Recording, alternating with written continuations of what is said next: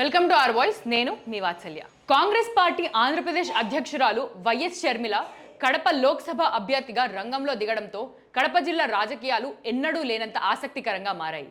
కడప వైఎస్ఆర్సీపీ లోక్సభ అభ్యర్థిగా sitting MP Avinash Reddy పోటీలో ఉండగా అదే స్థానం నుంచి కాంగ్రెస్ పార్టీ తరపున షర్మిల అభ్యర్థిత్వాన్ని కాంగ్రెస్ అధిష్టానం మంగళవారం ఖరారు చేసింది.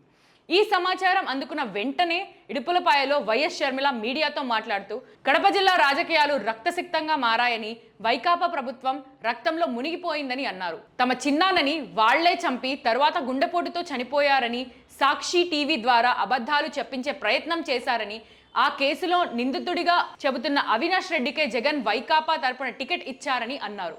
నిజానికి కిందటి ఎన్నికల్లో కడప నియోజకవర్గం నుండి వైఎస్ వివేకానంద రెడ్డి పోటీ చేయాలనుకున్నారని, అందుకు జగన్ నిరాకరించడంతో ఆ టికెట్ని వైఎస్ షర్మిలకి ఇవ్వాలని వివేక పట్టుబట్టారని, అయితే ఆ ప్రతిపాదన నచ్చకపోవడం వల్లనే వివేకాని హత్య చేయించారని ఆరోపణలు ఉన్నాయి. వివేక బాబాయ్ కూతురు సునీతకి న్యాయం జరగాలి, బాబాయ్ హత్య కేసులో సంబంధం ఉన్నవారు గెలవకూడదు, హత్య రాజకీయాలని మేము వ్యతిరేకం, కడపలో ఈ పరిస్థితిని మార్చడానికి నేను కడప లోక్సభ స్థానానికి పోటీ చేస్తున్నాను అని షర్మిల ప్రకటించారు. షర్మిల కొద్ది కాలంగా కడప నియోజకవర్గం మీదనే దృష్టి పెట్టారు. స్థానిక కాంగ్రెస్ నాయకులతో ఆమె పలుమార్లు సమావేశాలు నిర్వహించి వారందరి అభిప్రాయాలు సేకరించారు. కడప నియోజకవర్గం నుంచి వైఎస్ రాజశేఖర్ రెడ్డి కుటుంబీకులు పోటీ చేస్తేనే ఆ సీటు గెలుస్తామని కాంగ్రెస్ స్థానిక నేతలు అభిప్రాయపడినట్టు తెలుస్తోంది.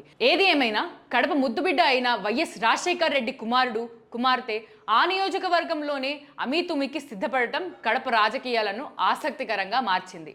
ఇలాంటి మరిన్ని ఇంట్రెస్టింగ్ వీడియోస్ కోసం ఆర్ వాయిస్ని సబ్స్క్రైబ్ చేయండి. నచ్చిందా లైక్ చేయండి, మీ ఒపీనియన్స్ని కామెంట్ చేయండి, అందరితో షేర్ చేయండి.